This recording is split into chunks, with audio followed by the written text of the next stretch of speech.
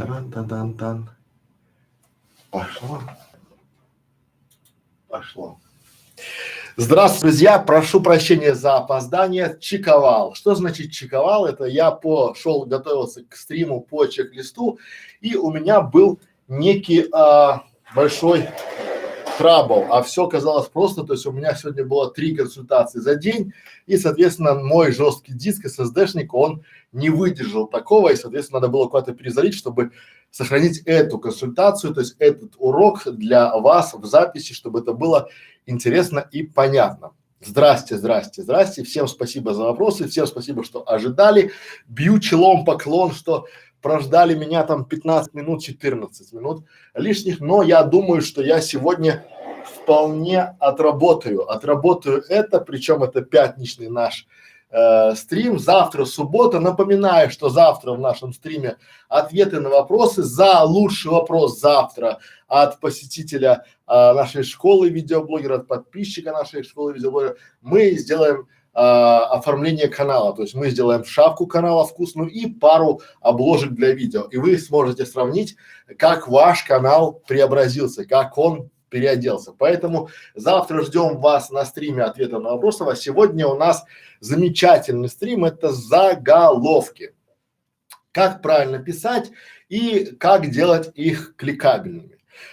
Стрим действительно хороший, урок действительно интересный, и мы плавненько перейдем к заголовкам, но для начала, коллеги, я бы хотел заострить ваше внимание, пристальное внимание, что не надо делать, какие заголовки не надо писать, потому что по большому счету, зная то, что не надо, вы уже сможете работать с тем, что надо, с тем, что можно. То есть мы идем от обратного, а потом я просто дам вам 21 шаблон, здравствуйте, здравствуйте, 21 шаблон по тому, как правильно писать заголовки. Ну, почему это важно? Давайте вернемся к нашей статистике, да, что если мы будем смотреть, как это работает в контенте, как это работает в статьях, то 8 из 10 читателей, если им не нравится заголовок, они уходят и не читают, что там внутри. Эта статистика, она открытая, она популярна, и вы это знаете. Если вас заголовок не привлек, то вы читать, что там дальше, не будете уж точно. То же самое касается и с видеороликом. Какой бы ни был у вас качественный видеоконтент, если вы его неправильно обозвали, если вы его неправильно озаглавили, не сделали его правильным не только для пользователей, но и для поисковой системы, то в принципе ничего толкового с этого не выйдет. И отсюда мы делаем вывод, что лучше всего это, конечно же, делать правильные и кликабельные заголовки. И я бы хотел заострить ваше внимание, что на своем опыте, даже в контекстной рекламе, чаще всего элементарная смена заголовка объявления увеличивает конверсию, может увеличить там в десятки раз, там в 5, в 8, в 10 раз, то есть кратно. То же самое и просмотр ваших роликов, он может увеличиться кратно, только если вы поменяете заголовки. Но есть простой еще момент, такая, как это, ложка дегтя, да, в нашей бочке с медом, это то, что те заголовки, которые подходят для одной тематики, могут не подойти для другой. То есть все зависит от того, как и на что реагирует ваша целевая аудитория. Поэтому я предлагаю вам, коллеги, перейти к блоку, который называется «Что делать не надо». Давайте пойдем по пунктам, да, что бы я делать не стал. Напишем вот такой момент, и напишем «Нельзя».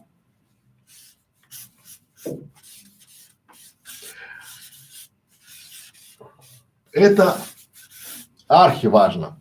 Почему мы говорим нельзя и заостряем это внимание? Потому что мы можем как попасть под санкции поисковых систем, в данном случае YouTube это тоже поисковая система, и получить нагоняй от нашей поисковой системы, от нашего любимого YouTube, так и можем ввести в заблуждение наших зрителей и тоже потерять доверие зрителей, потому что они очень часто реагируют на ваши заголовки, когда там, вот если я сейчас написал наш стрим, наш урок называется 21 заголовок или 21 способ сделать качественный заголовок, если я вам дам ну 5 или 3 или скажу, а если вы хотите узнать 21 заголовок или 21 шаблон для заголовков, то просто приходите ко мне на курс, я вам продам. Это называется ввод в заблуждение.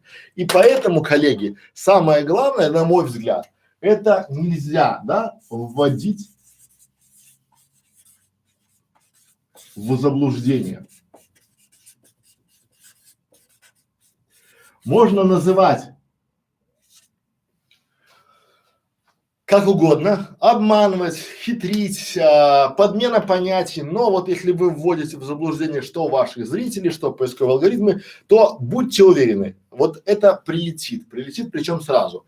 Так очень часто, давайте я на примерах, чтобы вам было понятно, так очень часто работает желтушная пресса, то есть вот желтуха на вашем канале это хорошо. Еще это называется очень часто хайп, да, то есть мы можем где-то там на волне этого всего хайпануть, к нам пришли переходы, потому что мы считаем, что ну из 1000 человек там ну 100 останется, что тоже будет неплохо. Так вот сразу говорю вам, друзья мои, что это плохо. Ничего хорошего от того, что вы используете желтушные заголовки не будет. Например, вот чтобы вам было понятно, как можно потерять, элементарный пример. Этим заезженным приемом, пардон,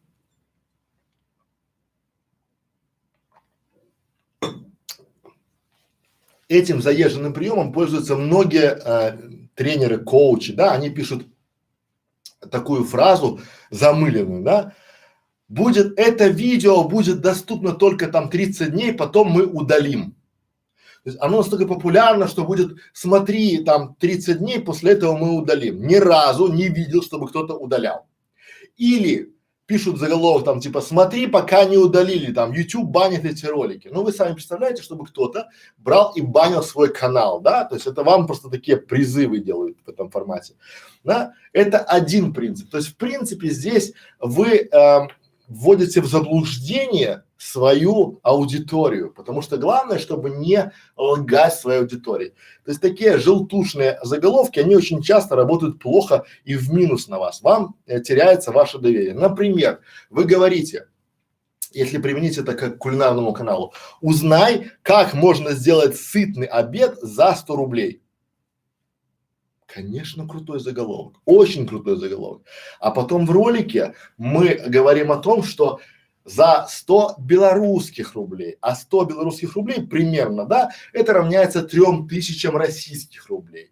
И в принципе даже не мустро лука, там, не будучи там суперкулинаром, в принципе мы можем сделать себе довольно неплохой обед в одно лицо на 3000 рублей. И в принципе мы же никого не обманули, потому что есть там белорусский канал там, да, но заголовок пошел на Россию, соответственно, на Рунет, и вот мы получили. Что мы получили? Мы получили, причем мы можем сказать, узнай, как сделать сытный обед за 100 рублей, гарантия, да, там типа вот смотри там в этом формате, да.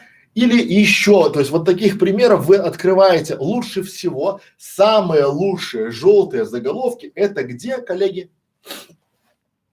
Самые лучшие заголовки это в вашей корзиночке спам. Вот открываете gmail.com, видите там, вот там видите заголовки.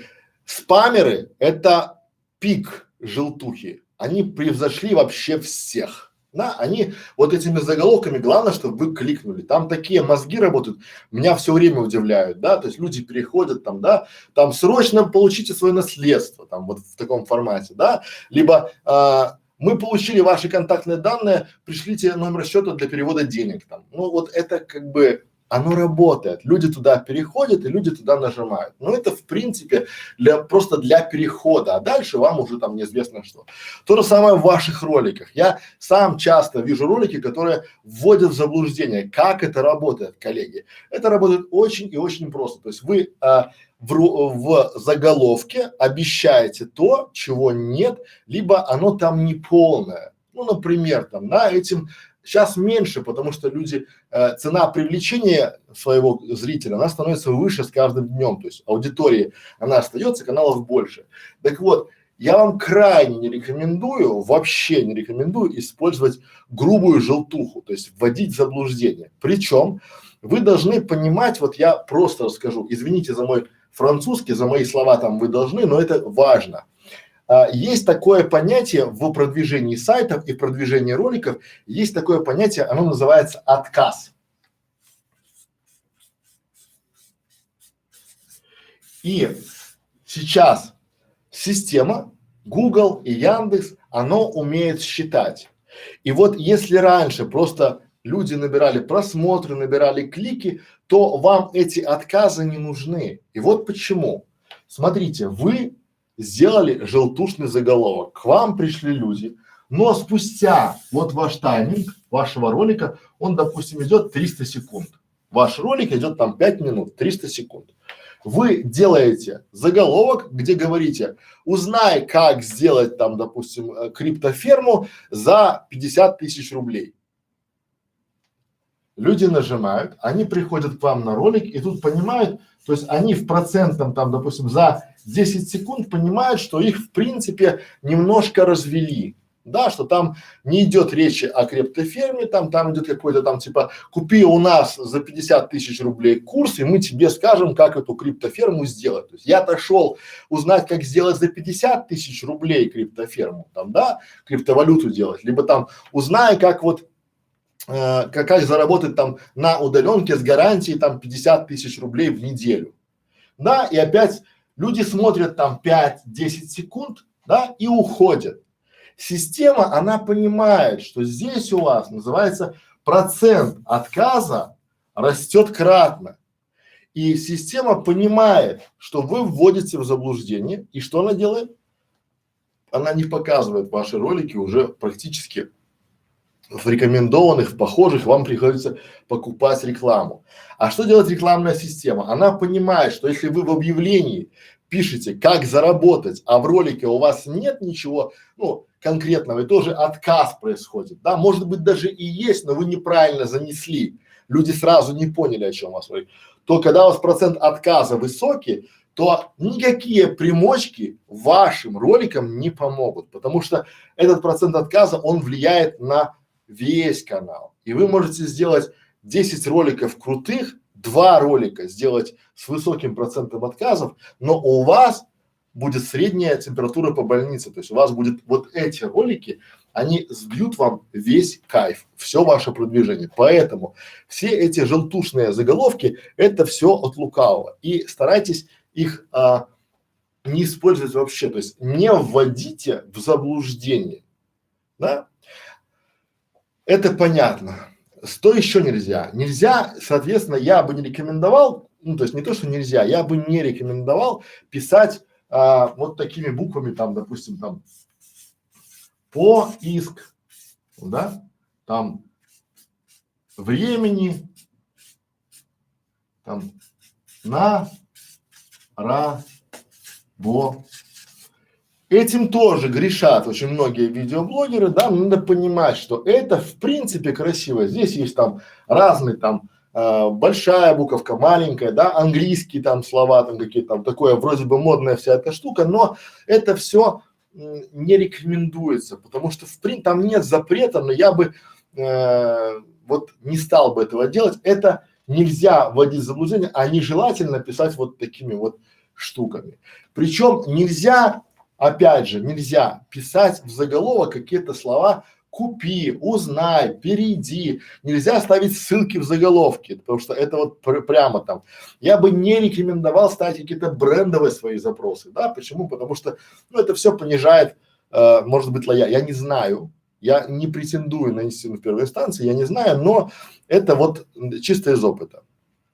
Если вы знаете, что еще нельзя, поделитесь с нами под этим видео, напишите с нами, нам, что вы считаете, что нельзя, мы продолжаем и сейчас расскажем вам, коллеги, что можно и дадим 21 способ, как правильно написать заголовки. Давайте я быстренько прочитаю наши комментарии, которые есть, потому что я немножко… Так, как приготовить привет? Здрасте, здрасте, здрасте. Да, вы добавили, спасибо, мы видим. Коллеги, кстати, момент такой плана, что мы завтра очень будем отвечать на вопросы, но в первую очередь от клуба видеомаркетологов, во вторую очередь от тех вопросов, кто добавил нас в интересные каналы. Вот так мы решили, и так будет с 1 февраля, и пока мы не передумаем. Поэтому вот так. Так будет честнее, наверное. Дальше поехали.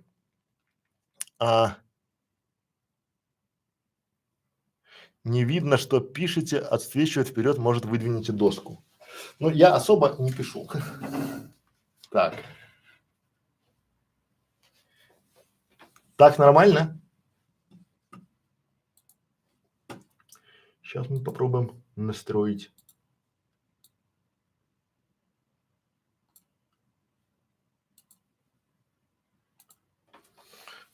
Ну так, по идее, уже будет видно. Ну, я буду стараться писать большими буквами. Так, здрасте, здрасте, здрасте, здрасте, здрасте, здрасте. Итак, поехали.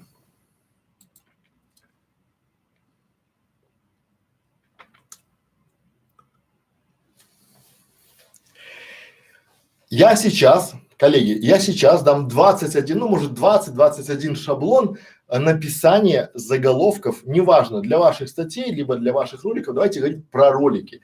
20 советов, 20 шаблонов, которые вы можете использовать для написания заголовков в ваших роликах. Обращаю ваше внимание, пристальное ваше внимание, что Google, ну и Яндекс в том числе, это опять же, да, мое умозаключение, считает, что все, что левее, важнее, потому что мы читаем слева направо. И если мы пишем здесь вот какой-то текст, то вот здесь, по идее, должно быть, то есть в первых 70 символах должно быть самое важное. И то, что левее, то важнее. Вот если вы умудритесь добавить ключевое слово, свое ключевое слово, по которому вы хотите двигать ролик, да, в первые там 2-3 слова будет огненно хорошо. Но еще не надо забывать про призывы. Должны быть призывы, то есть должен быть какой-то призыв, посмотри, узнай, но мы сейчас об этом всем поговорим более подробно. Итак, самый простой вариант – это мы пишем первый шаблон, который называется, да, это как я. И дальше мы ставим вот такие скобочки, то есть дальше мы уже в скобочках начинаем писать какой-то наш заголовок. Например, как я прогорел на дурацкой идее, как я приготовил суп из топора, да, то есть как я улучшил память за один день, там, как я нашел способ быстро читать книги, как я читаю книги и запоминаю их быстрее в 2 раза. Но, внимание, вы мне можете упрекнуть, сказать, что типа, Александр, вы только что говорили о том, что нельзя писать желтушные заголовки. Весь фокус в том, что вы должны знать и должны поделиться этим. Например, как я бы, если бы я сделал бы здесь вот свой ролик, я бы сюда занес бы идею этого ролика в таком формате. Как я читаю книги и запоминаю их в 2 раза быстрее. И в ролике я бы рассказал: здравствуйте, мои уважаемые коллеги. Я сейчас поделюсь с вами очень хорошим способом запоминать книги и читать их 2 раза за одно и то же время. Интересно? Интересно. Продолжаем, да, соответственно, я беру, читаю книгу, и в это время у меня я слушаю аудиокнигу и читаю еще глазами. Это реально так, я так реально читаю очень много литературы. И это мне помогает действительно запоминать, то есть вчитываться, то есть я не отвлекаюсь, у меня все и глаза, и уши, и все мои органы работают на потребление интересной книги. Интересно, интересно, то есть я никого не обманул, поэтому, но здесь вот это такая подсказка, допустим, номер 1, там, как я, и вы сюда добавляете, потому что людям всегда интересно, было интересно читать чей-то опыт, чей-то положительный опыт, да? Соответственно, следующий блок вопросов, то есть следующий блок в нашей этой такой схеме называется «Узнайте, как можно сделать больше с меньшим». Да? Узнай, как можно сделать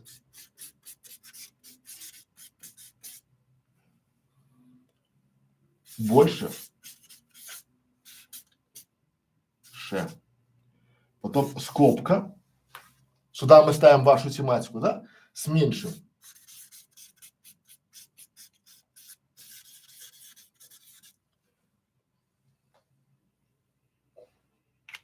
Как это работает?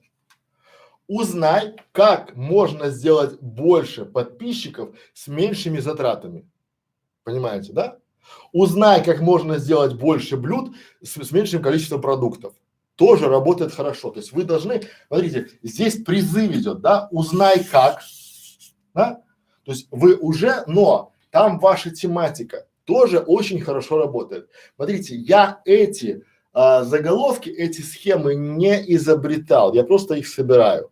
Потому что у меня есть свои контентные сайты, у меня есть заказчики, и они все просят какие-то шаблоны и схемы. И я сейчас это применяю, коллеги, к вашим видеороликам. То есть вот это название, оно яркое.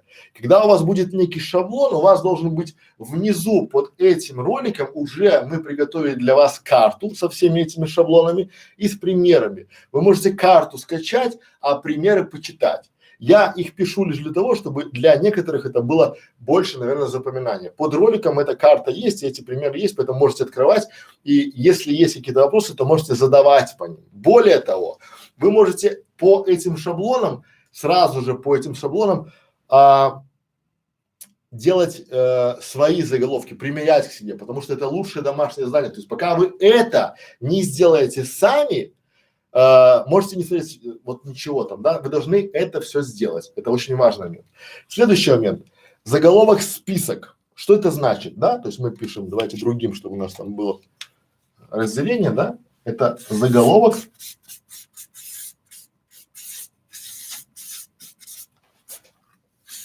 список. Как это работает, коллеги?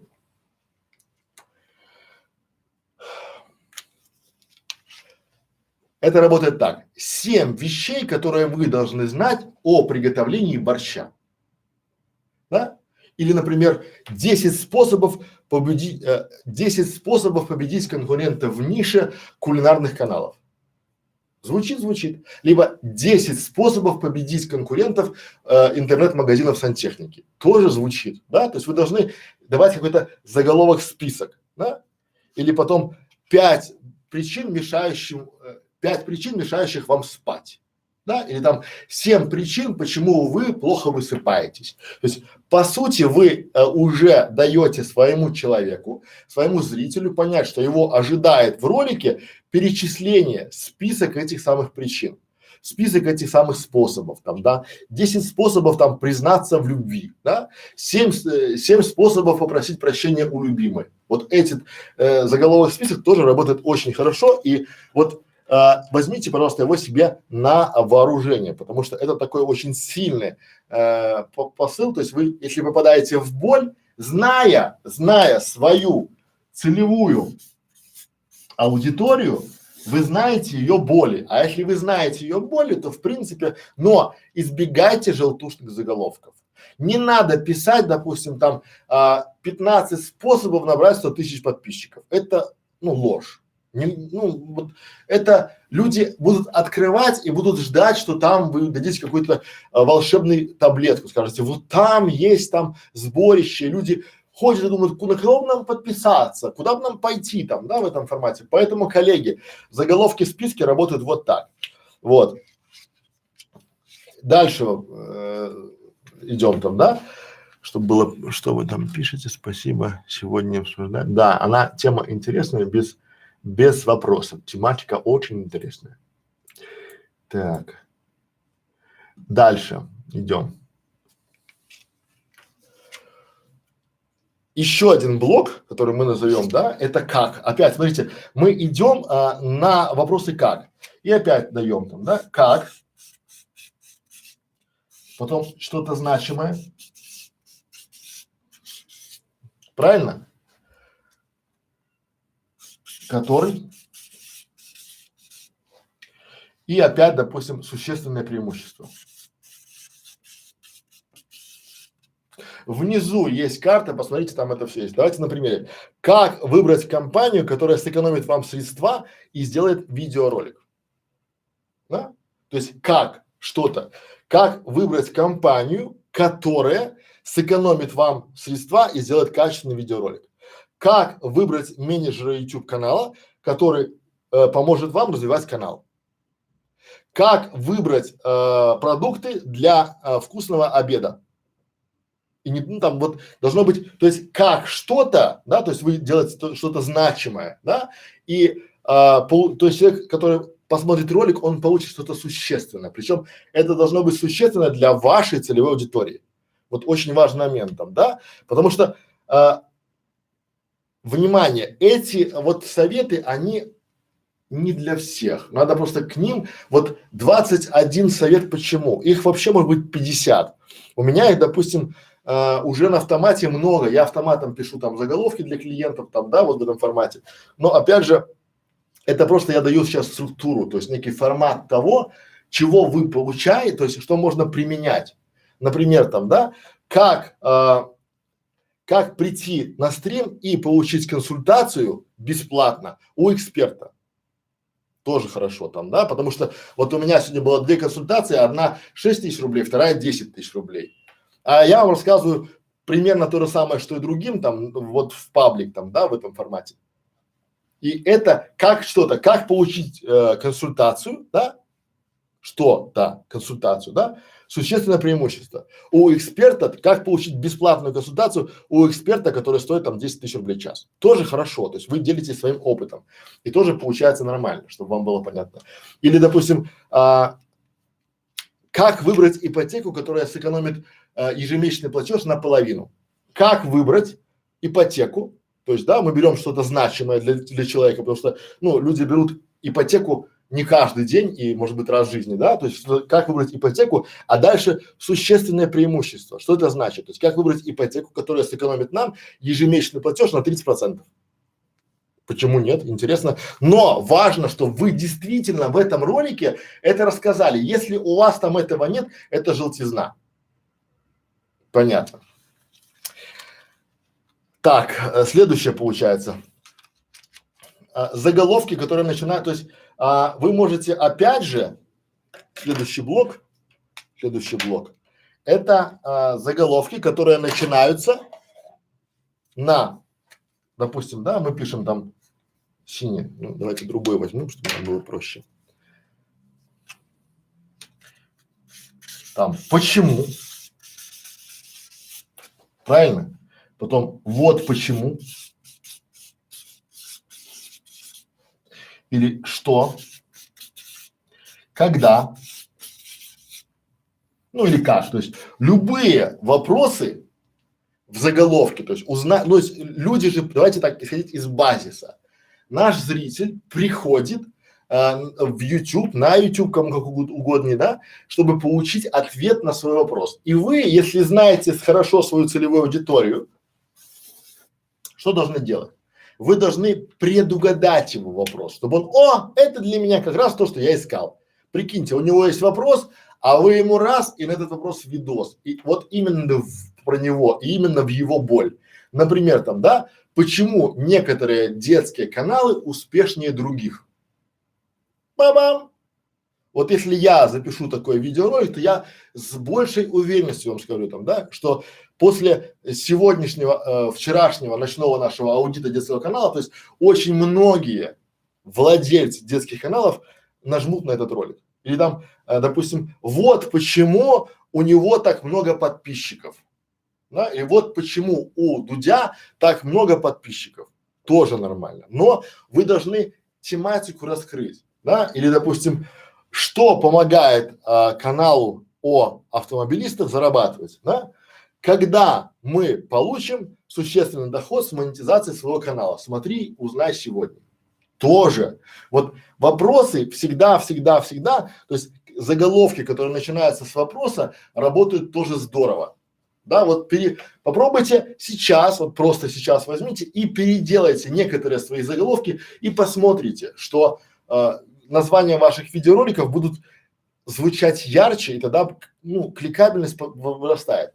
А это, коллеги мои, это стратегия маленьких шагов. Вот если у вас на канале 20 видеороликов, и вы хотя бы в 5 поменяете заголовки, то уже улучшите свою, скажем так, кликабельность этих заголовков, там, допустим, на 10%. А это, там, допустим, пусть это будет лишних 20 просмотров в день. А это, коллеги, уже там, да, 600 просмотров в месяц.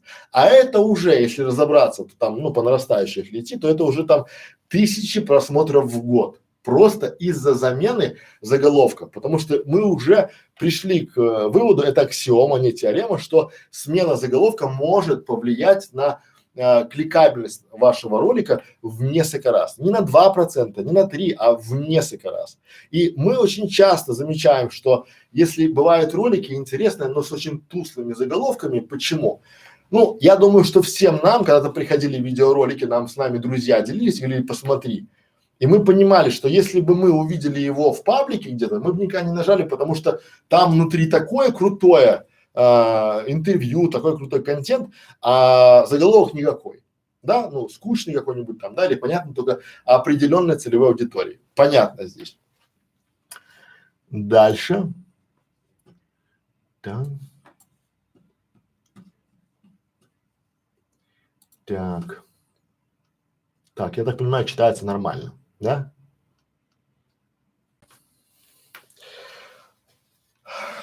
Следующий блок. Так, чтобы у нас там было раз, два, три, четыре, пять. Вот уже, допустим, у нас здесь пятерочка есть, да? Ну, чтобы мы были честны. А то скажется, Некрашевич, ты же обещал 21. Следующее. Да? Этот блок, секунду. Вот вода моя. Заблудился.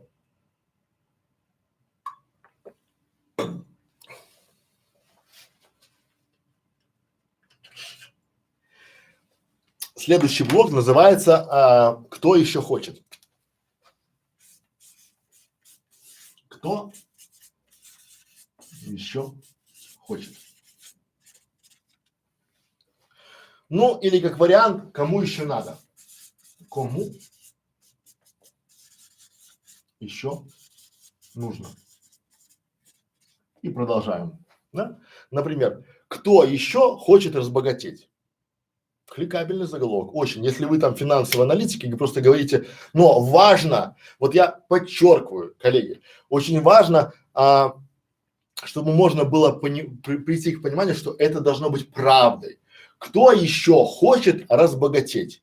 И если вы там финансовый аналитик, который действительно говорит, коллеги, если вы там будете откладывать себе там, допустим, ну там какую-то сумму денег, там, да, работать на результат, там, это, то есть давать реальные советы о том, как можно разбогатеть, а не просто там, чтобы разбогатеть, надо богатеть. Ну, здравствуй, капитан Очевидность. Это не работает. Поэтому кто еще хочет, допустим, кто еще хочет научиться готовить вкусный борщ за 2 недели?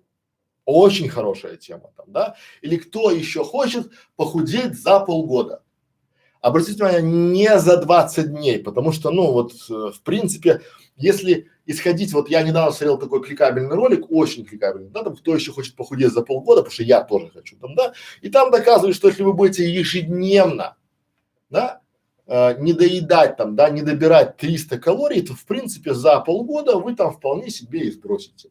Все предельно понятно, математически доказано и все там, да. Или кто еще, кому еще нужно пробежать марафон? Да, смотри, узнай меня как. Что мы подразумеваем? Тоже кликабельный завод. Почему? Но там должен быть реальный контент, правильный контент. Почему? Потому что когда мы говорим, кто еще хочет пробежать марафон там вместе с нами там, да, или кому еще нужно научиться бегать, то там тоже должен быть не то, что там типа там сбейте себе колени, а там просто, да, что, ну, ролики должны быть правильными. Вот эти заголовки это просто отражение ваших, ну, вашего контента. Это очень важно. То есть то, что в заголовке, то и в видео. То есть вы никого не вводите в заблуждение, потому что, ну, к примеру, там, да, если мы пишем заголовок, если у нас есть видеоролик, там, сейчас модная тема здоровое питание, здоровый образ жизни, там, ЗОЖ, там, все кругом в ЗОЖе, да, и говорим, что, друзья мои, если вы хотите побежать, там, допустим, там, 42 километра марафон, давайте мы начнем бегать, там, 1 неделя, там, 2 километра, там, 2 неделя бежим, там, 2 200, 3 неделя бежим, там, 2 300, там, по чуть-чуть, там, да, и за полгода мы уже можем добраться, там, допустим, до какого-то марафона.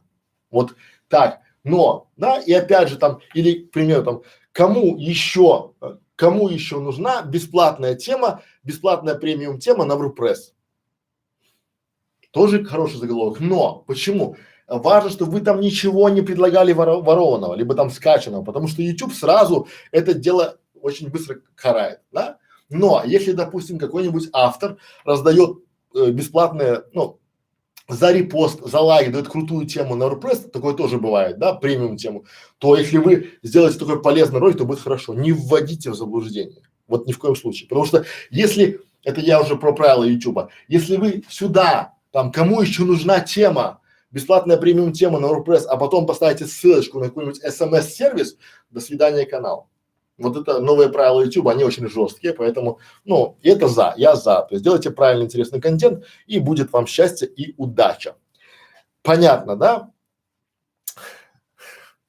Именно поэтому я начинал говорить про то, что про желтушные заголовки, потому что здесь можно по-разному использовать. Учитесь у спамеров, они очень пишут крутые заголовки.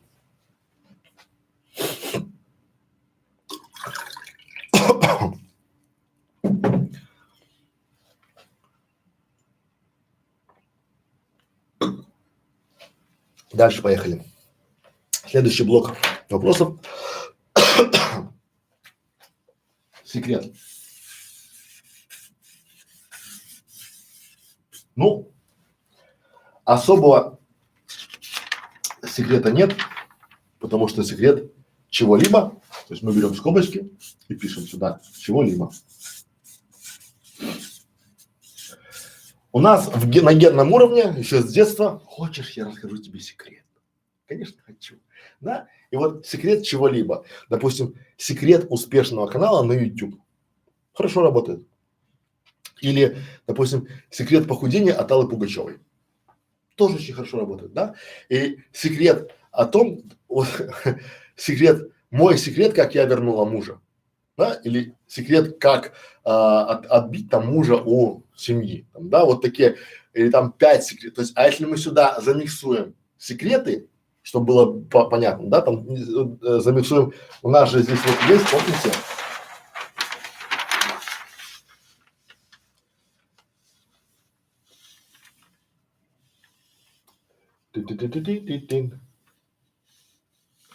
А вот заголовок список. Как считается заголовок список? То есть мы замиксуем, да? 7 секретов успешного брака от Аллы Пугачевой. Ну, я смеюсь, но просто в таком формате, да? Или там 7 секретов дружной семьи.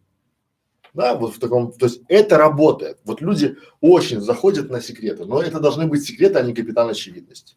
Да, вот чтобы было понятно. Потому что работает только, ну, если вы поймите, я вот через слово буду говорить, потому что я хочу, чтобы вам было это полезно, чтобы хоть как-то вам это занести в ваш канал чуточку полезнятина, да, то есть вы не должны злоупотреблять доверием своих зрителей. Вы не должны злоупотреблять доверием алгоритмов YouTube, потому что наказание будет. Зрители уйдут, YouTube накажет. Это неотвратимость наказания. Дальше поехали. Еще один блок называется вот метод. Как он работает? Вот метод, который помогает кому-то в чем-то.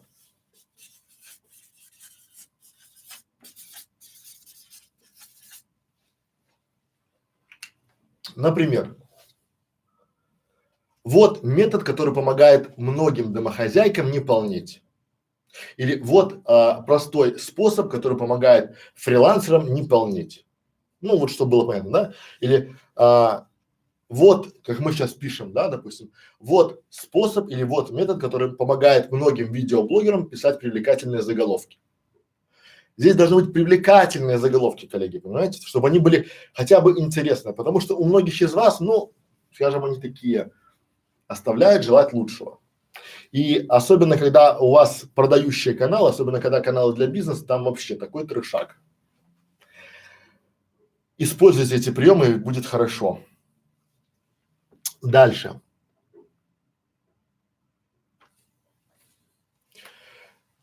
Что еще работает в этом случае хорошо? В этом случае еще работает такой вариант, как малоизвестные способы.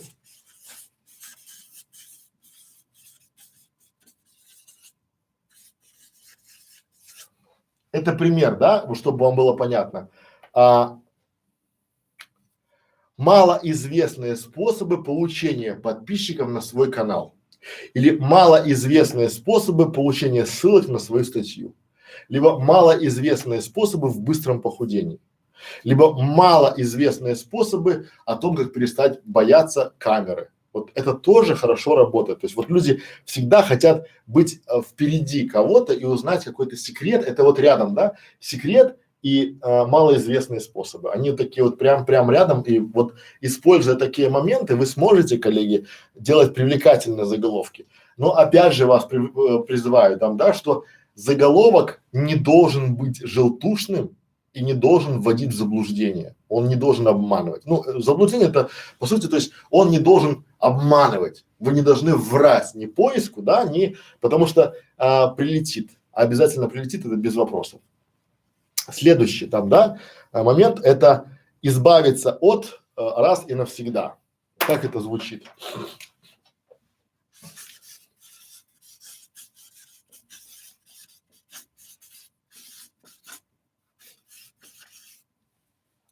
Ну, чтобы было понятно, да?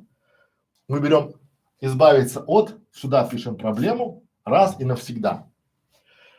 Как это работает? Избавиться от стеснения раз и навсегда. Избавиться от запаха изо рта раз и навсегда. Избавиться от волнения перед сном раз и навсегда. Да? Избавиться от живота раз и навсегда. Избавиться от лени раз и навсегда. То есть мы пишем, вот это тоже работает, да? И это к вашей тематике вы можете адаптировать, да, вообще, то есть, да, избавиться там, то есть избавиться от нежелания просыпаться на зарядку раз и навсегда, да? Вот это всегда работает. Дальше поехали.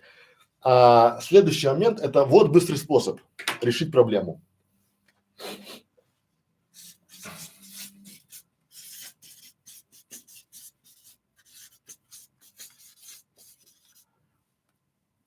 И дальше уже там, допустим, главное тут вот смотрите там, да, проблема, избавиться от проблемы. Вот надо понимать, потому что люди приходят с своими проблемами, вопросами, там, да, и вы говорите избавиться от, и сюда пишем проблема. Да? Вот быстрый способ, да, решить проблему. Но люди не хотят развлекаться в большинстве. То есть они хотят, но у них уже для развлечения есть каналы. Они хотят проблемы решить. И вы, то есть, например, там, да, условно, я говорю условно, мы рисуем себе, я не устаю повторять, что главное у нас это наша целевая аудитория. Это главное. Вот если мы знаем целевую аудиторию, мы под нее готовим контент-план, и мы знаем ее проблемы. И в данном случае мы говорим как? Вот я знаю, допустим, что в салоне красоты проблема это найти кадры квалифицированные, да? И я говорю, вот быстрый способ найти сотрудников в салоне красоты. Все, будет траст. Но в этом ролике я должен рассказать, или, допустим, вот быстрый способ привлечь подписчиков на свой канал. Или вот быстрый способ найти работу на quark.ru. Тоже работает. Вот это, понимаете, это привлекательные заголовки. Это заголовки, которые показывают человеку, то есть они принуждают его, вот буквально, да, ну, манипулируют неправильное слово, но это работает. Понятно. Дальше.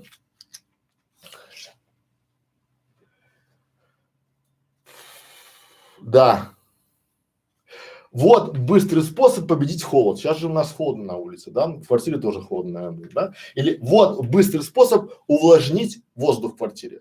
Ну, и я вот реально, да, например, там, да, у меня есть идея сделать какой-то ролик сегодня. Вот быстрый способ увлажнить воздух в квартире. То есть я беру полотенце, мочу его в холодной воде, кладу его на радиатор отопления, и вот у меня уже в принципе увлажнитель воздуха в домашних условиях. Быстро, Вот быстрый способ, я никого не обманул, и он действительно работает.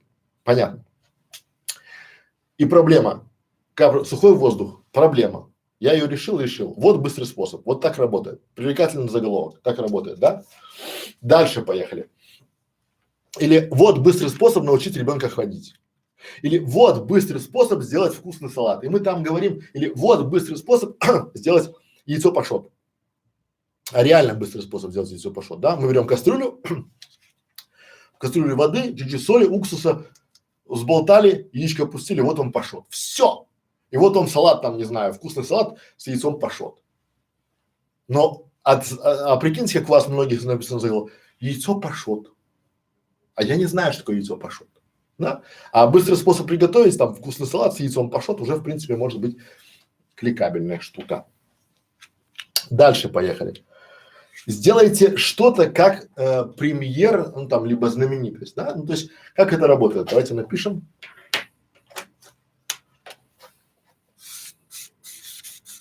Сделать что-то как, например, сделай такие, ну как знаменитость, например, там, да, если смотреть там, да, будьте успешными, как Юрий Миллер, да, или там разговаривайте на английском языке как дипломат.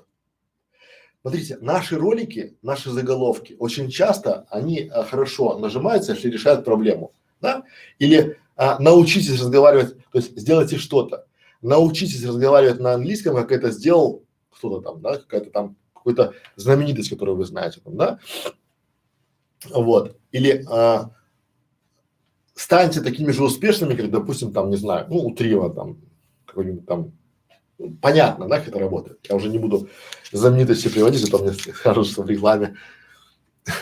Дальше. Еще один. Видно меня нормально?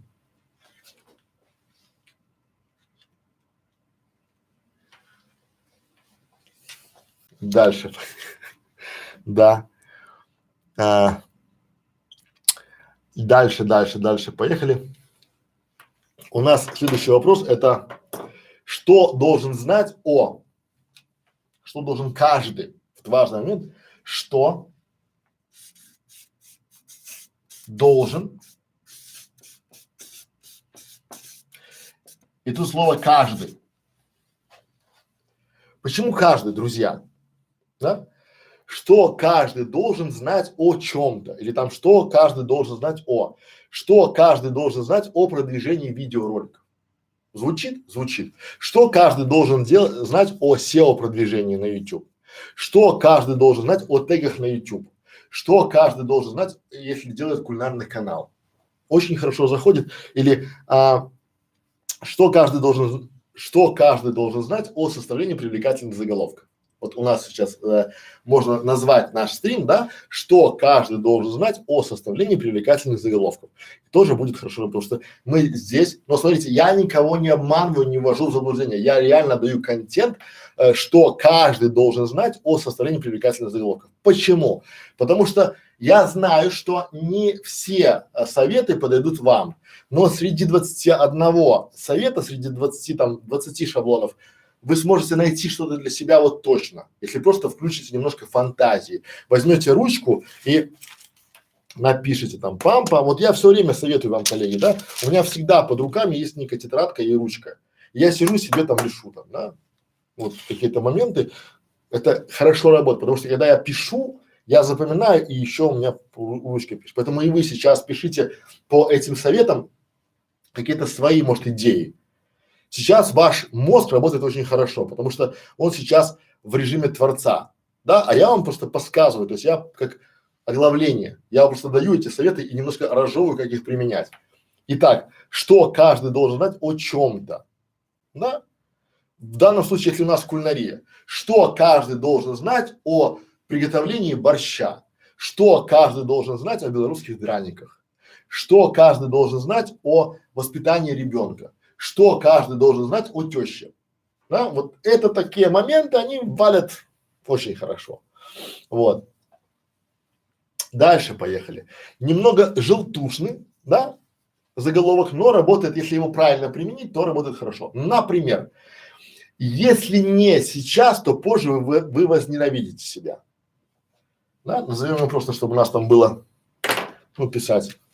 Если не сейчас, если не сейчас. Как работает эта структура заголовка? Если если сейчас вы не сделаете YouTube канал, то позже вы возненавидите себя. Если сейчас вы не начнете заниматься заголовками на своем YouTube канале, то позже вы возненавидите себя. Если вы сейчас не займетесь фитнесом, то позже вы возненавидите себя. То есть вы обращаетесь к подсознанию, а у людей это есть, да, потому что вот вы сейчас сидите и думаете, может я буду делать YouTube канал, а может не буду, но вы же думали об этом осенью или думали еще весной, но вы дали себе слово, что вы с Нового года, а уже февраль, уже 1 февраля, уже последний месяц зимы, а вы еще даже не начинали, а YouTube каналы делать самое время сейчас, пока зима, пока холодно, пока мы сидим, потому что летом вы будете отдыхать на пляжах, на морях, на океанах, там, на дачах, да, и вам там будет не до YouTube каналов, там, да. И вот если вы сейчас не начнете, то позже вы возненавидите себя. То же самое и с похудением, да. Вот если вы сейчас не начнете заниматься фитнесом, то позже вы возненавидите себя. И вот почему. Хороший заголовок, хороший. И работайте вот это вот с этим всем, там, да. Вот это вот очень и очень хорошо. Следующий вопрос – это ленивый способ кого-то в чем-то, да, тоже, потому что, ну, люди, мы идем по болям или по болям, как кому удобно, да, пишем ленивый способ.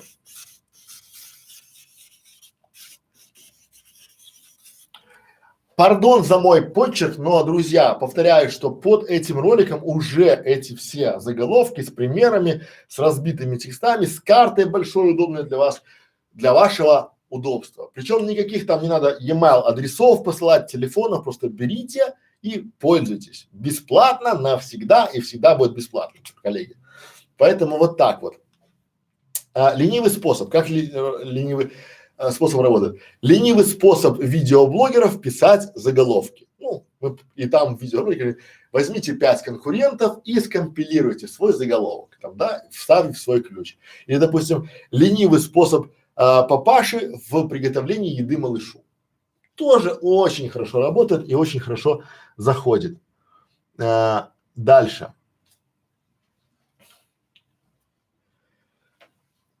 Что у нас там? Оранжевый. Следующий блок, это называется, вы знаете о число там, да, о ранних признаках чего-то. Например, там, вы знаете, мы уже обращаемся к нашему зрителю. Вы знаете. Обратите внимание, что самый главный посыл этих всех вот заголовков, он простой.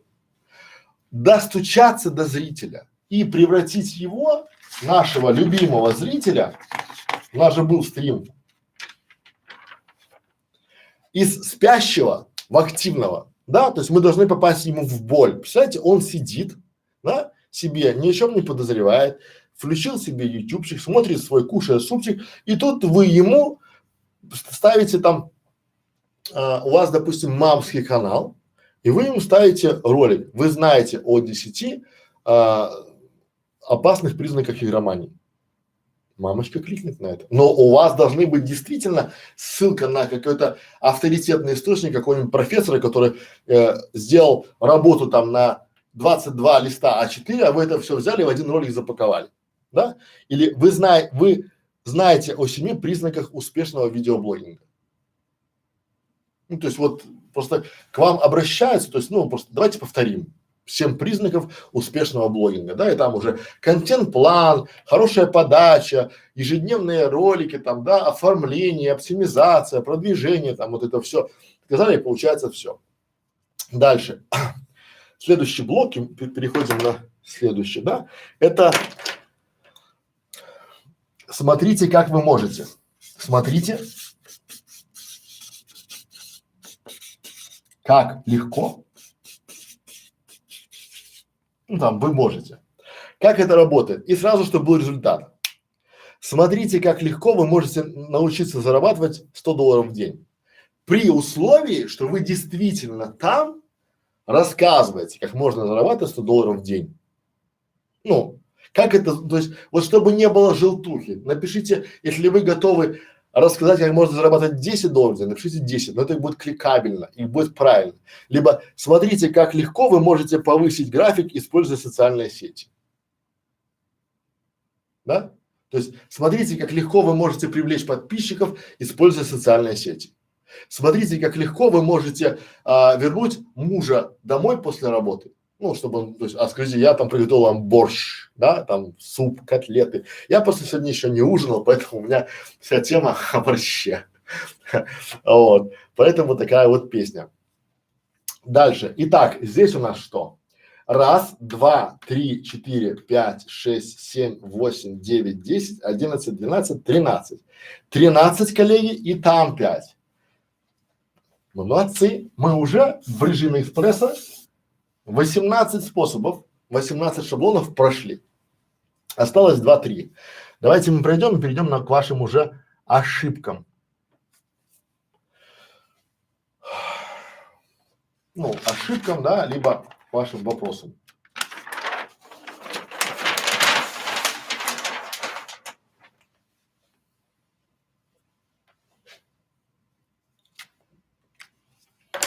Если к теме ошибок, то давайте вы точно делаете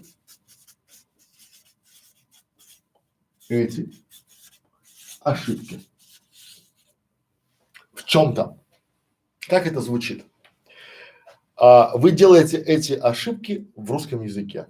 Вы делаете эти ошибки в развитии своего канала. Да? Вы точно совершаете эти ошибки в оптимизации вашего видео. Вы точно совершаете эти ошибки в названии ваших роликов. Звучит, но там должен быть полезный и интересный контент. Поэтому вот так. Вот. Следующий момент – это число способов в чем-то.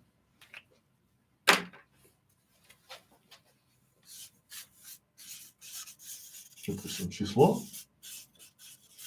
способов в чем-то. Как это работает? 10-20 способов в написании крутых заголовков. Число, да? Мы ставим числовое, значит, люди очень любят числа. Особенно в чем привлекательно число, потому что мы можем писать не 20, да, а писать 2. 2-0. Это будет 2 символа, но хорошо звучит там, да? 20 способов написания привлекательных заголовков. Тоже хороший привлекательный заголовок, правильно? То есть, или там 17 проверенных способов бросить курить. Число способов в чем-то, да? Там или желтушно, если вы там, грубо говоря, действительно по психологии там 5, там, да, 3 способа перестать ходить налево, ну, или направо, вот, чтобы было понятнее, да, вот это работает. И вы, когда сейчас после этого видеоурока, после этого стрима будете обращать на внимание, вы уже, в принципе, у вас должна быть под рукой такая некая табличка этих вот шаблонов. Внизу все есть. Скачайте эту ссылочку, там, да, эту карту Xmind-овскую. Как пользоваться картами Xmind. У нас тоже в школе видеоблогеров есть целые уроки, мы там обучаем, рассказываем. Скачайте карту и пусть положите себе на рабочий стол. Там нет наших логотипов, там нет наших там каких-то этих. Вот просто для вас, коллеги, друзья, подписчики, смотрите, пользуйте и делайте себе вкусные сладкие заголовки. Дальше. Переходим там, да, в следующий момент, который называется вот так. Если вы, запятая, то вы можете.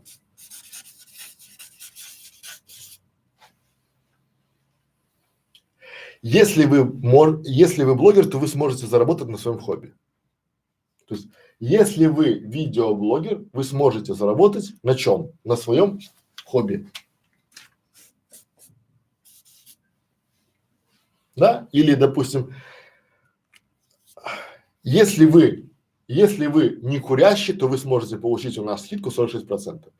Или же, да, если вы добавили наш канал в интересное, вы сможете получить возможность задать нам вопрос бесплатно, вне очереди.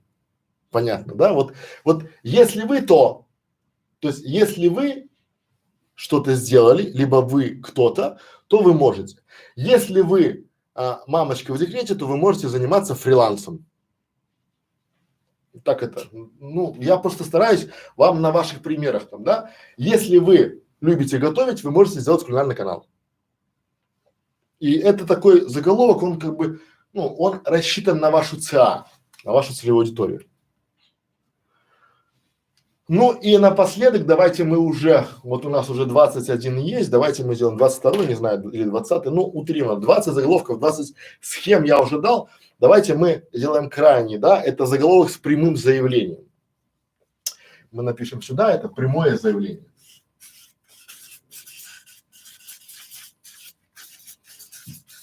Это, наверное, один из таких самых опасных способов, но имеет место быть. Лучший шашлык, который, то есть узнай, как приготовить лучший шашлык, который когда вы либо ели, да? Или быстрое снятие усталости глаз. То есть вы говорите прямое заявление, и тут важно дать прямой ответ.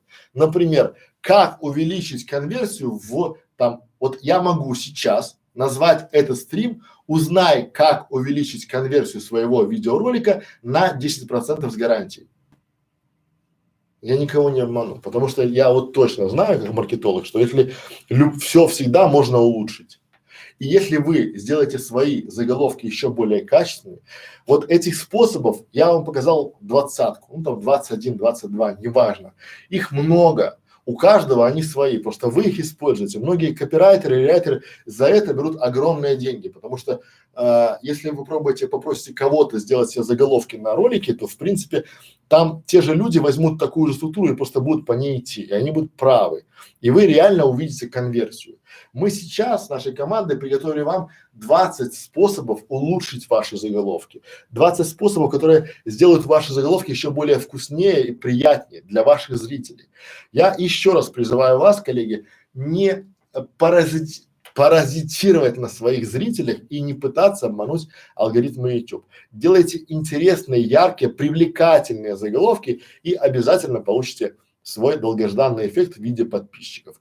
Помните, что сам по себе подписчик это не рыба, за которой надо охотиться, ее надо ловить. Его надо привлекать, его надо вести к своему контенту, чтобы он любил ваш контент, он любил ваш канал, он любил вас как автора и понимал, что вы к нему относитесь не как к какому-то расходному материалу, а как кому, кто там желанен на канале, которого ждут, встречают и пытайтесь. Мы вот всеми силами показываем вам, как сделать из спящих подписчиков активных, как из активных сделать там проактивных, там сделать уже прям адвокатов бренда, потому что это очень круто. Пересмотрите наш стрим про подписчиков, потому что вот это, наверное, с того, с чего надо было начинать вообще нашу школу, да, это с целевой аудитории и с подписчиков, как целевую аудиторию превращать в подписчиков и гнать ее по стадиям, потому что гнать слово плохое, но это оно больше подходит для понимания.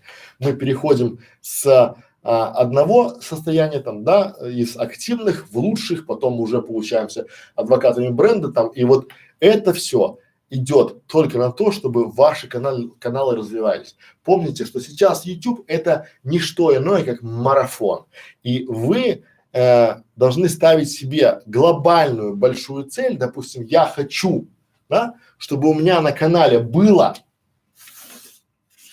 1 там миллион подписчиков, к примеру, да, и про эту цель забудьте. Вот вы поставили для себя ее, записали, повесили себе где-нибудь ее и забудьте. А потом ставьте себе реальные цели. Я хочу, чтобы завтра мой ролик посмотрело 300 человек, а послезавтра, чтобы мой ролик посмотрело там 400 человек, да? А через месяц, чтобы мой ролик посмотрело там 1000 человек. Это реальные цели, которые приведут вас сюда. И они не дадут вам разочароваться. А вот эти заголовки, они помогут вам это все делать. Реально помогут вам увеличивать количество ваших подписчиков. Ставьте себе реальные цели. Мотивация, она придет сама по себе в процессе, когда вы будете получать результат. Если вы внимательно смотрели наш сегодняшний урок, если вы внимательно смотрели наш стрим, то я предлагаю вам сделать домашнее задание. Это очень важно. Первое, самое важное, да, напишите для себя 5 вариантов заголовков для ваших видео. Потом напишите для себя 5 заголовков, под которым вы можете снимать видео в будущем, да, и выберите 5 заголовков, которые есть у ваших конкурентов, надеюсь, вы их знаете. И вот у вас уже буквально через в понедельник, за выходные, вы это справитесь, вы можете сделать и получите уже 3 блока, 3 примера, то есть 5 примеров заголовков, которые вы поменяете на своем канале по нашей схеме, 5 примеров заголовков, которые вы запишете в видеоролики, потому что, согласитесь, хорошо, когда есть уже заголовок, и вы уже под него затачиваете свой ролик. Это есть какая-то атрибуция контент-плана.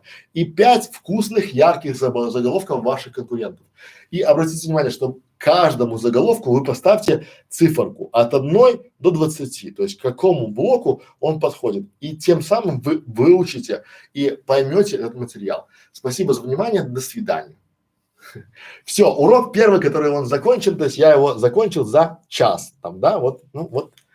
Друзья мои, я старался, поймите, 20 заголовков, 20 типов, да, 20 способов дать за час, это 3 минуты на один, причем выдать тын-тын-тын, ну, очень тяжело, попробуйте, у вас тоже будет по кайфу. Давайте по вопросам пойдем.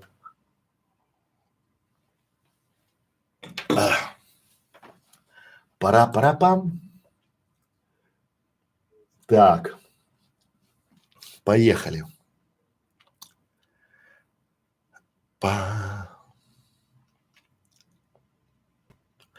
Как приготовить? Здравствуйте. Кулинары – это наше все. Я вот больше чем удивляюсь, что кулинары – это такой прям костяк, да, потому что, ну, кулинары и детские каналы там, да, вот почему? Потому что это входит в базовые ценности, да, детский канал – это любовь.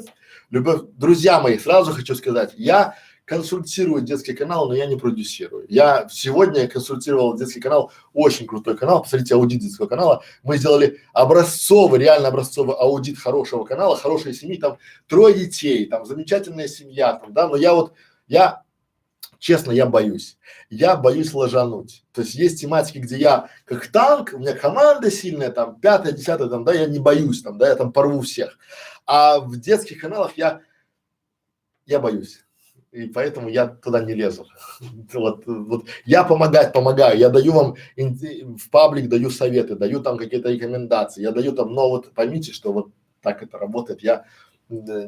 Вот кулинарные каналы, то есть мне интересно, почему. Вот я открою вам такой секрет, потому что у меня есть планы в недалеком будущем, это путешествовать по миру и делать кухни народов мира. Поэтому, то есть я сам люблю готовить, мне кулинария очень близка по духу, поэтому мне тема близка.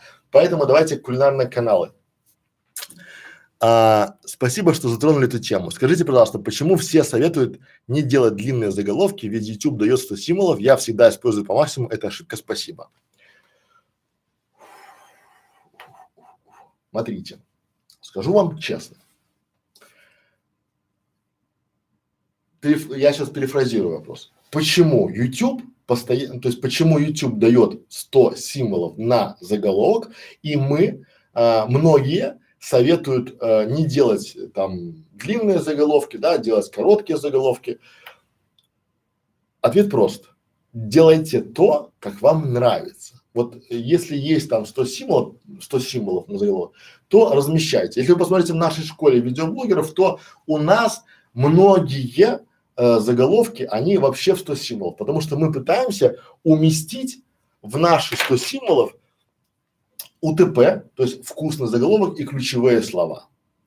Поймите одно, что мы тестировали и все тестируют. То есть вы можете найти популярные ролики с длинными заголовками, а можете найти популярные ролики с короткими заголовками. То есть мне кажется, что если при прочих равных, то если у вас есть понимание, как правильно написать вкусный длинный заголовок, пишите, потому что может быть те гуру, которые рассказывают вам, что нельзя длинные заголовки, они слышали звон, но не знают, где он.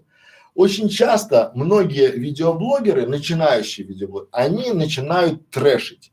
Они пишут заголовок в формате, да, узнай как приготовить манную кашу, потом ставят запятая, овсяную кашу, гречка, крупа и пошел вот перечисление тегов каких-то там, да, либо несуразица какая-то пошла, либо они пишут длинные заголовки, узнай как приготовить манную кашу, потому что манная каша это манная каша, которая нужна тебе и твоему организму, какой-нибудь трэш непонятный, да, то есть здесь идет совет лучше меньше, да лучше, но если у вас какой-то есть призыв, то используйте все. Я сегодня на консультации, допустим, говорил о том, что то же самое касаемо и тегов под вашим видео. Если вам YouTube разрешает ставить до 500 символов, то разбейте ваш блок ваших тегов на то есть это мы в школе рекомендуем, да? Разбейте на следующее. 70% ваших тегов должно относиться непосредственно к ролику, на котором они размещены. То есть, если мы говорим про манную кашу, то мы пишем, как приготовить манную кашу. Манная каша приготовления, манная каша быстро готовим. То есть, пусть теги будут к ролику, если теги, да. Потом 20% мы берем к каналу. То есть, если у нас канал как приготовить, то мы, соответственно, сюда ставим, как приготовить, там, да, узнай, как приготовить, смотри, как приготовить, это теги канала. И 10% мы пишем брендовые теги, то есть теги нас. Вы можете там свою фамилию, свой бренд, свой канал, свою фирму, да, в таком формате. Но здесь вот так. И только вот, друзья мои, я рекомендую только в такой последовательности, потому что самая частая ошибка многих уже опытных видеоблогеров, они делают наоборот. Они первые 10%, то есть брендовые теги, они ставят вверх, да, 20% теги канала ставят в средние, а остальные пишут, то есть и теги ролика в конце. Но давайте исходить из фактов. Факт номер раз. Для чего метаданные Ютубу? Ну, метаданные наши теги, описание, там, название, там, текст, да, для того, чтобы лучше понимать, о чем наш ролик. Он уже по тегам канала знает, я надеюсь, у вас есть теги канала, знает о тегам канала, какой у вас, о чем у вас канал. А теги, которые он для ролика, он ставит для ну, то есть он знает, о чем ролик. То есть вы помогаете ему узнать, о чем ваш ролик и проиндексировать. Но он может вполне, если вы не поставите теги, то он все равно его проиндексирует. Вот неважно, да? Если вы даже в заголовке поставите там 1, 2, 3, он все равно его проиндексирует. И поймет, что там есть, но вы просто помогаете. Но если в случае с тегами зритель наш не видит тегов, да, то в случае с заголовком, с описанием он видит. И поэтому все, что вы делаете скрыто от пользователя, это вы помогаете Google, и не надо его вводить в заблуждение. И с заголовком то же самое. То есть, если у нас по нашей с вами шкале есть 100%, правильно здесь, и у нас здесь, ну, 100 символов, то, наверное, как я говорил, 70 символов я бы использовал обязательно, первые 70, да, потому что они видны в сниппете. Ну, то есть, когда там на мобильной версии, то есть, помните, обрезается. А на десктопе видна полный заголовок. Так вот, в сниппете, ну, то есть, в видимой части, ну, там 60-70 символов. И помните, я начинал наш стрим с того, что самое вкусное должно быть слева. Мы читаем слева направо. И поэтому все самое важное вот здесь. Вот. Поэтому, отвечая на ваш вопрос, ну, я рекомендую использовать, вот если у вас есть какой-то вкусный заголовок, правильный заголовок, то вы используйте все пространство, которое вам выделил YouTube. Другое дело, что почему-то многие не задумываются, что у них есть 5000 для описания, там пишут какой-то трэш. Это тоже надо смотреть. Дальше. Как приготовить? Как влияют на продвижение всевозможные символы и смайлики в заголовках, а также вертикальные, косые, горизонтальные черточки не мешают ли? Не мешают. Вот если если, смотрите, если они помогают вам донести мысль, то хорошо. Более того, они индексируются, но надо знать меру.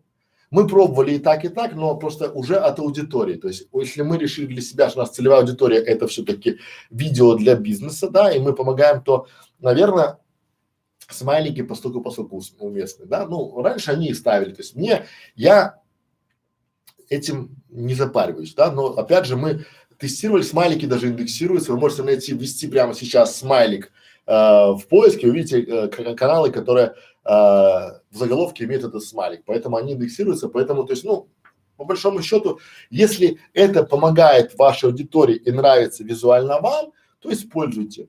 Вот, я не думаю, но без, вот знаете, бывает заголовок и погнали там, да, там раз, два, три слэша, потом какое-то это, там раз, два, три слэша, потом черт там, да, там раз, два, три, ну это зачем?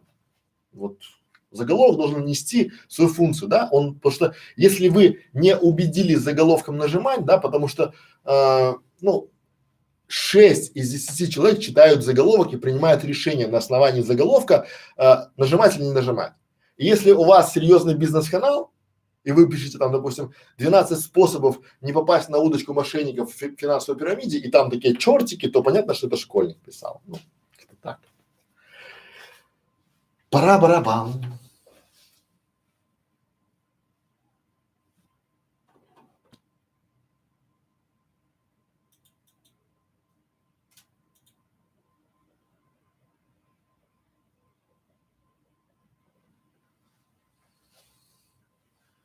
Так. Вот. Одноклассники, привет. Есть хороший лайфхак. Если вы хотите научиться выступать в прямых эфирах, делайте прямой эфир в Одноклассниках. Дальше поехали. Привет, здравствуйте, здравствуйте, здравствуйте. Слышно, видно. Раз, здравствуйте. Так, здравствуйте. Так.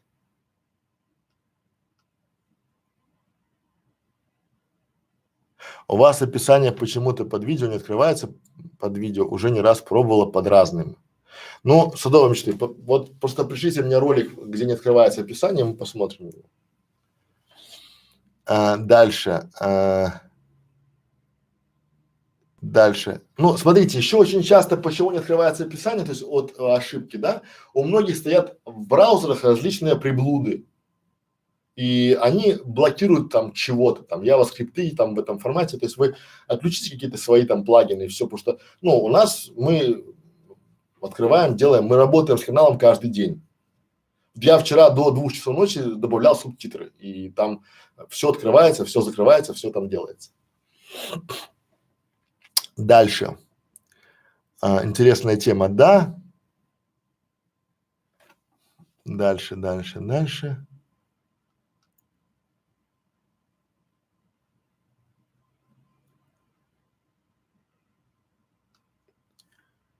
Так. Я не могу. Зилзила, да, 07. Мне иногда говорят иностранцы, что видео, которые супер названы, неудачно. На них попадают случайно. Есть ли разница между иностранной аудиторией и русскоязычной? Стоит ли привлекать иностранцев? Есть ли разница между иностранной аудиторией и русской? Есть и большая. Она глобальная. Смотрите, первое, иностранцы всегда, ну то есть иностранцы, то есть англоязычные зрители очень часто дают хороший фидбэк. И они, если вы даете хороший контент, они ставят лайки. Вот смотрите, у нас нашему видео, которое сейчас есть там, да, ну, наверное, лайков там будет, ну, максимум 10-15. Хотя посмотрел там 60 человек. И я даю нормальный контент. Если бы я это вел на англоязычную аудиторию, я бы уже получил там, не знаю, 50 лайков. И 50 там, то есть меня бы расшаривали, меня давали, потому что я действительно делюсь своим опытом, делюсь полезным контентом, и мне бы давали обратную связь. Да, то есть какие-то давали бы, допустим, примеры, давали бы какие-то, ну, то есть был такой бы правильный фидбэк, потому что люди там, они понимают, что вот то, что я делаю в пятницу, допустим, вечером, это я беру у своей семьи время и рассказываю здесь в прямом эфире такие замечательные вещи, да, то есть вот слушайте то, что говорят. У нас есть блог о критике, надо понимать, то есть опять же сегодня мы обсуждали тему, что если вы делаете канал для, ну, нельзя одной пятой точкой сидеть на двух стульях. Вот если вы делаете и туда, то надо понимать, что я бы ориентировался все-таки, если вы говорите на русском, то на русскую аудиторию. Ну, смотрите, если вы угодите русской аудитории, то вы точно угодите там англоязычной аудитории, потому что, ну, их больше, и они там несколько по-другому. Это опять же лично мое мнение. Я люблю русскую аудиторию, она хорошая, она классная, но там больше, наверное, поэтому там больше монетизации. Если вы сейчас делаете хороший канал, то вы на крауде можете сделать, вам накидают бюджета на это, то русские не накидают. Ну и даже, ну, русские неохотно делятся, русские, это в смысле русскоязычные, белорусы, украинцы, они очень неохотно делятся. Они со своими лайками, как, не знаю, дурень со ступой носятся, там типа, ой, там не поставлю, там, да не надо. Я без вас нормально зайду, да? То есть фишка в чем, что автору и вам в том числе, вам тоже приятно, и вы должны понимать, что это все прилетает. Вот то, что если вы делаете что-то хорошее и даете, да, то это тоже прилетит. Поэтому, ну, просто делайте хороший контент, делайте хороший канал, и будет нормальдос. Дальше. Раиса. Благодарю, все хорошо, видные советы, четко прописаны. Раиса, рад был вам полезен быть. Радиогубитель, привет. Спасибо, уже меняю название ролика, которые не пошли. Радиогубитель. Вопрос, нужно ли заранее продумать название ролика на стадии сценария? Какой хороший вопрос. Конечно, радиогубитель, садитесь два. Посмотрите. Итак, вопрос, сейчас я воды попью. Хороший вопрос, сейчас его читаю.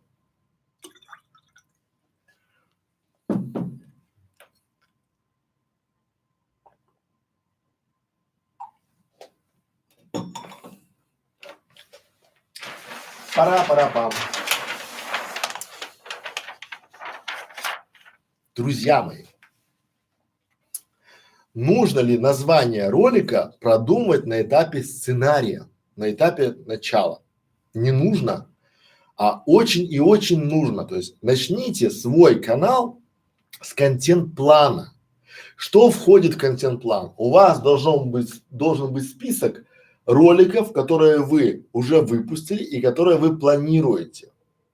И это еще один большой плюс контент-плана, потому что вы там всегда можете записывать идеи, которые вам пришли, либо идеи, которые вы посмотрели у конкурентов. Например, вы смотрите свой ролик, либо смотрите там кого-то, и у вас в похожих есть ролик, на который вы обратили внимание. Он из 15, из блока привлек ваше внимание. Задайте себе вопрос, почему? Почему ваш глаз отреагировал на этот заголовок? И, возможно, вы сразу принесете его к себе в контент-план и поставите его в вашем контент-плане. В вашем же контент-плане там должен быть заголовок ролика, потом то, что будет на вашей обложке, да, и тот ключевое слово, тот тег, и там 5 тегов, по которым вы бы хотели, чтобы этот ролик был и продвигался в YouTube. И это есть контент-план. Поэтому надо продумывать и вот собирать эти заголовки вкусные, да, на этапе создания. И тогда у вас не будет никакого ступора, что сегодня снимать, потому что я, хотите, угадаю половину из вас, ну, 2/3. Вы такие, раз, так, что я сегодня на канале буду снимать? Что я буду снимать? А сниму-ка я сегодня о том, как правильно приготовить запеканку. Ой, нет, запеканку не хочу, муж уже ел там как-то. Да? Сниму я сегодня, допустим, как сделать хлебцы какие-нибудь. Да? То есть вы берете и от этого ваше КПД, оно страдает. А теперь прикажете, как работают профессионалы. Они открывают свой контент-план и смотрят. Это хочу, сниму этот. Да, и поднимают его в приоритет.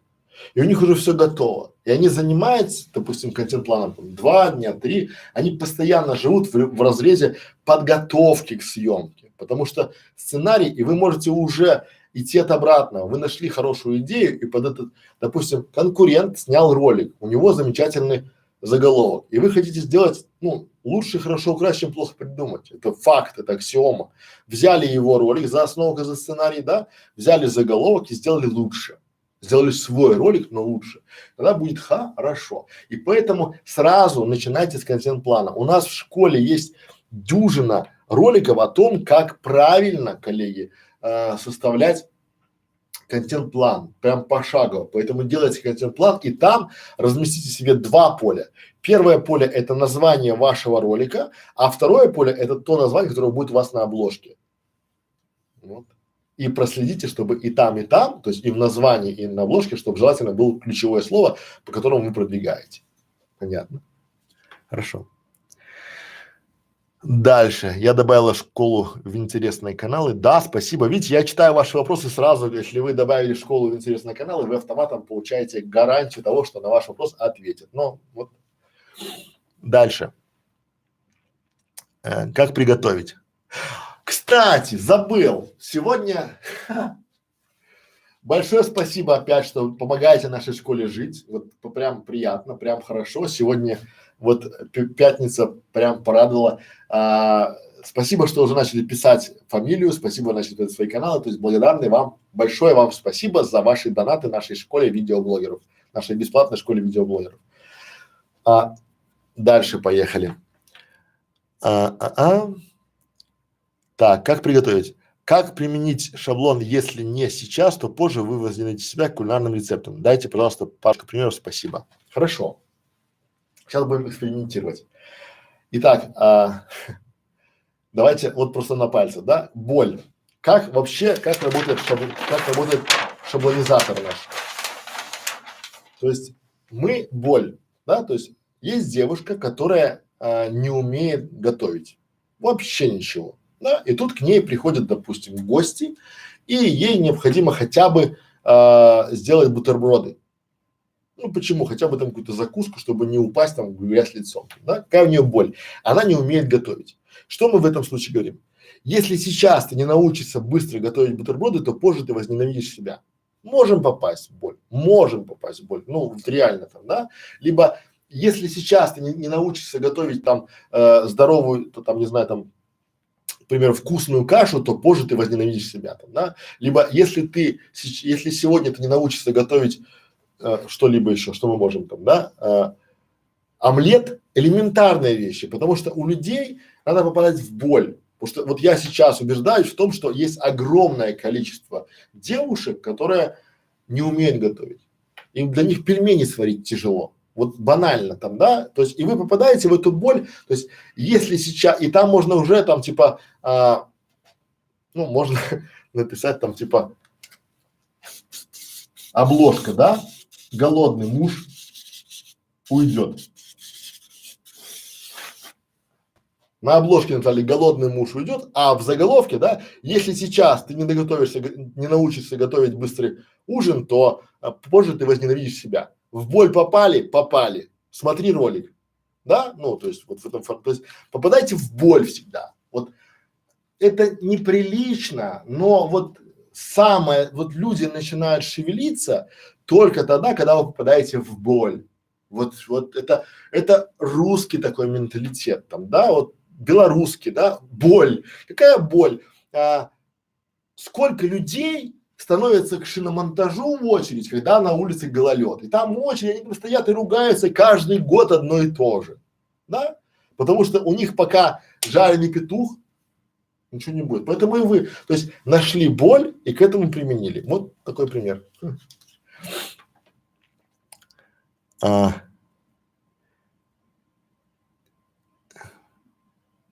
Да, или, например, как быстро добавить свой канал в интересные каналы. Да, тоже хорошо, потому что, как бы, вот честно скажу, как бы, что, ну, я считаю, что это нормальная просьба. Я не прошу там каких-то там, не знаю, денег, каких-то там, не знаю, там, поделиться там или там что-то такое, но это, вот, хотите получить бонус, ну, вперед, да. Александр, а работа профессора Александр, а работа профессора, запакованное в видео, не будет считаться нарушением авторских прав? А это надо спросить у профессора. Потому что если то есть фишка же в чем? Что очень часто, пока профессор не знаменит, он вам говорит, берите, размещайте. Но потом у профессора обычно может быть, то есть давайте сделаем целый ответ на него большой. Итак, на заметку образовательным каналам, потому что у нас тоже образовательный канал, я этот вопрос изучал. Итак, если у вас есть некий профессор, который делает лекции, и эта лекция есть у вас, вы приходите к этому профессору и говорите: здравствуйте, профессор, а можно ли я эту лекцию запакую в видео и положу в свой видеоканал? Профессор, конечно, можно.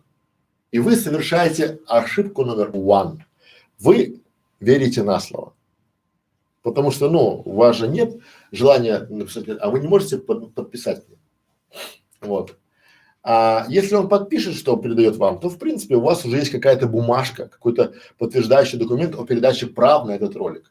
А очень часто бывает, ну, по опыту говорю, что вот он говорит: да, хорошо, размещайте, вы уже делаете серию роликов, делаете некий плейлист, а потом появляется он или у него появляется ушлый Некрашевич. Говорит: слушайте, Петр Сергеевич, а чего вы такой там собираете миллионы просмотров там или там 10 тысяч просмотров и зарабатывают на этом другие? Да, и он тут же там племянник, внук, внучка, жена там, сам профессор там, неважно там, да, и вам прилетает страйк. Все. Поэтому у любого контента, вот запомните себе, у любого контента есть автор. И даже если вы показываете профессора, а потом профессор там, допустим, перебиваете его там инфографикой, то если инфографику рисовали не вы, и вы ее не купили, то вам тоже может прилететь за инфо. То есть вот сейчас сам же закон Ютуба, он о чем? Он о том, что у вас, как у автора, должно быть подтверждение того, что вы имеете право использовать этот контент, и люди, которые у вас в роликах, дали вам на то письменное соглашение. И вы будете доказывать, что оно у вас есть, потому что по умолчанию считается, что у вас нету его. Вот примерно такой формат. Дальше. Тара-тара-там.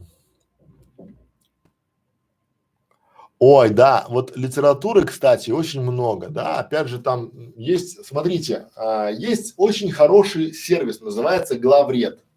Просто введите его в Яндекс, Google, вот и книжка есть хорошая, «Пиши» называется, «Пиши, сокращай». Вот прочитайте «Пиши, сокращай». Кстати, мы, наверное, в школе видеоблогеров ведем за правило рекламировать книги хорошие, потому что реально есть книги, друзья, которые я читаю, и я по умолчанию думаю, что вы их знаете, да, и там «Пиши, сокращай». Есть сервис Главред, который показывает вам, он подскажет вам реально, где что сократить, особенно в вашем описании, и будет вам хорошо. Поэтому спасибо большое за советом, да, вот за литературу. Мы, наверное, сделаем такой блок описания и рекомендаций по хорошим книгам, абсолютно бесплатно, там ничего продавать не будем, я просто буду, действительно много читаю, и я буду, я ботан, я очкарик, да, вот, и, соответственно, я буду давать рекомендации, такие краткие аннотации, о чем, ну, куда что прочесть, там, да, какие-то есть там, допустим, для кулинарных каналов, там есть книги и хорошие идеи о том, как сделать плейлисты. То есть вот я реально понимаю, что есть целые книги, из которых можно сделать офигительные кулинарные каналы только на основе этих книг, да, то есть бомбические. Вот. Дальше поехали. Я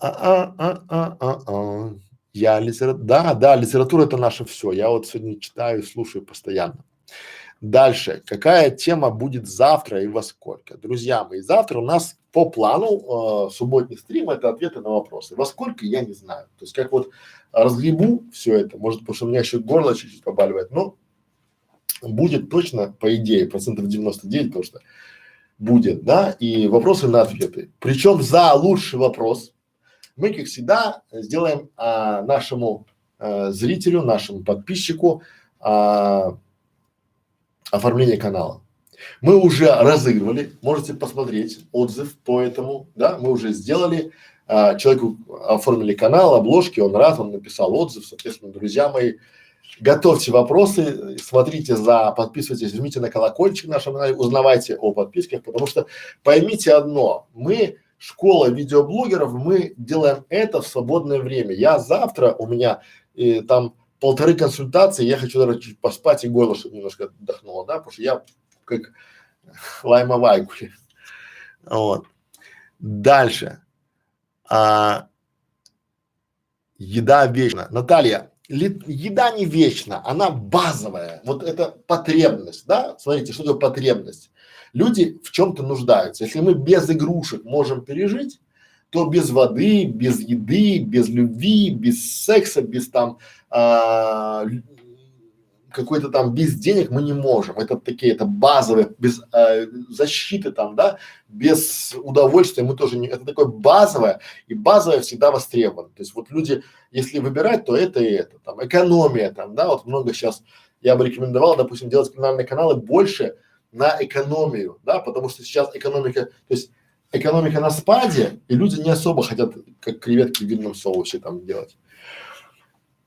Хорошо в тишине. Спасибо огромное за то, что вы делаете. Бесценная информация в лучшем виде представленная. Мы стараемся. Большое спасибо. Делитесь нашим видео, рекомендуйте нашим друзьям. Мы стараемся, то есть мы причем Зильзиля.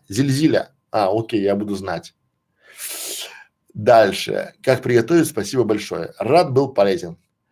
Так как добавить канал в интересное. У нас вот есть ролик, да, как добавить канал интересное, выздоравливайте. Друзья, 1:30 прошел, я откланяюсь, спасибо большое, пятница, пора закончить этот рабочий день, но не закончить рабочую неделю. Спасибо большое, что пришли, спасибо, что добавляете наш канал в интересное, спасибо, что задаете вопросы, готовьтесь завтра к стриму. Ну, я думаю, если ориентировочно, то примерно в режиме там, может, где-то между часу и 3, вот такой, ну, какой-то обеденный такой момент делаем там, да, чтобы это было всем удобно, потому что суббота, чтобы вечер там в этом, вот, поэтому готовьте вопросы, я думаю, что мы завтра там с 13 до 15 примерно в такое время ориентировочно, ну, может, вечером, да, но вот, ну, подпишитесь на колокольчик, вам придет, опять же, можете в шапке нашего канала есть наши группы, можете туда подписаться, мы туда размещаем анонс, поймите правильно,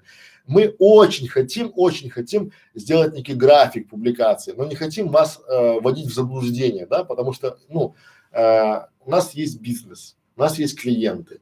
И эти клиенты, они требуют работы. И мы должны сначала делать работу, а потом прибегать к вам и тут вот вещать там, да. И это ж целый кусок работы. Я рассказываю, там, у меня Катерина помогает, там еще помогает, потом это все монтирует, потом это все ставит. Ну, это все, но главное, чтобы вы пользовались этим. Понимаете, когда я понимаю, что многим я экономлю огромное количество времени, огромное количество средств и сил, потому что если вы уже будете использовать эти советы на развитие своих каналов, то это будет хорошо, да, вот просто делайте свои каналы, делайте свои популярные каналы, радуйте, потому что это настоящее, это не будущее. То есть, если вы сейчас не будете делать свой канал, то вы потом будете об этом очень сильно жалеть. Как это об этом жалею, допустим, я, когда у меня есть каналы 2008 года, вот реально, да, я тогда я мне щелкнули, Никаша, делай YouTube. Я начал делать, у меня там 15 каналов, начал делать, системно подходил там. У меня был канал о туризме, о свадьбе, о животных там, ну, я нишами шел там, да, о мебели там. Вот если бы я туда пошел, я был бы, но давайте говорить реально, мы сейчас. И поэтому, если вы сейчас не начнете менять свои заголовки, то вы не поменяете их никогда. Нет ничего более постоянного, чем временное. Поэтому, друзья, делайте каналы, подписывайтесь на нашу школу видеоблогеров. Спасибо за внимание. Всем до свидания. Пора-барабам. Тим.